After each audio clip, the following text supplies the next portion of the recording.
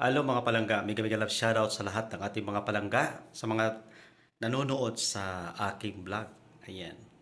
Dito tayo kasi talagang galit na galit ako dito sa mga honghang na ito na pinapasahuran ng gobyerno ng Pilipinas, ng mamamayang Pilipino.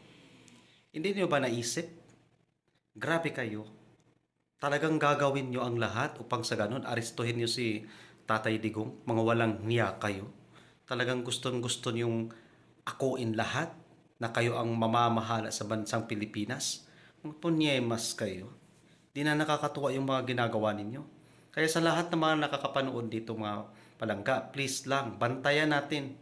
Kailangan alerto tayong lahat. Diyan sa Pilipinas, alerto tayong lahat na kung may gagawin man kay Tatay Digong, nako, maghalo ang balat sa tinalupan talaga nito. Pero yan, sinasabi nga nila na nakahanda na daw yung 7,000 na mga pulis daw doon. Pagbaba daw ni Tatay Digong ng airport, aarestuhin ka agad. Mga pwesit kayo. Hindi nyo ba naisip kung sino dapat ang huhulihin? Ang bangag, si bangag dapat si bangag ang huhulihin. Hindi si Tatay Digong. Mga pambihirang ito, mga binabayaran kayo ng pera ng ng mga tao, ng mamamayang Pilipino, tapos ganito yung naisip ninyong gawin sa ating mahal na former President Duterte. Tandaan ninyo mga palangga, gawin nyo ang gusto ninyong gawin. Upang sa ganun, lahat ng mga mamamayang Pilipino na kampi kay Tatay Digong, makikita ninyo kung gaano kagalit ang mga tao.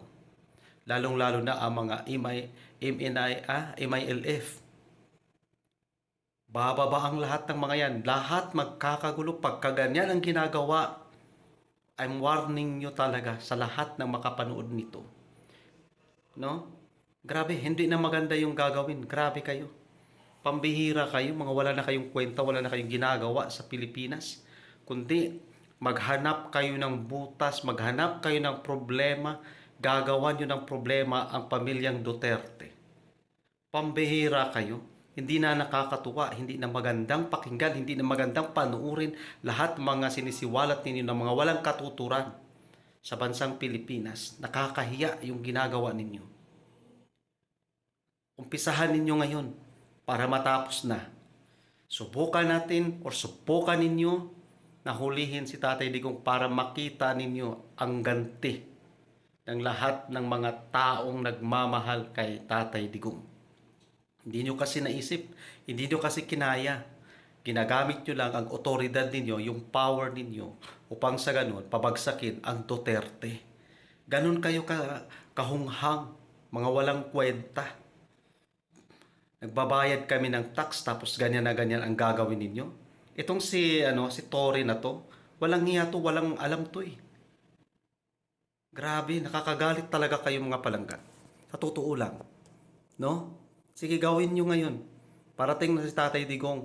Tingnan natin kung hindi ba maghalo ang balat sa tinalupan sa gagawin ninyo pag-aresto kay Tatay Digong.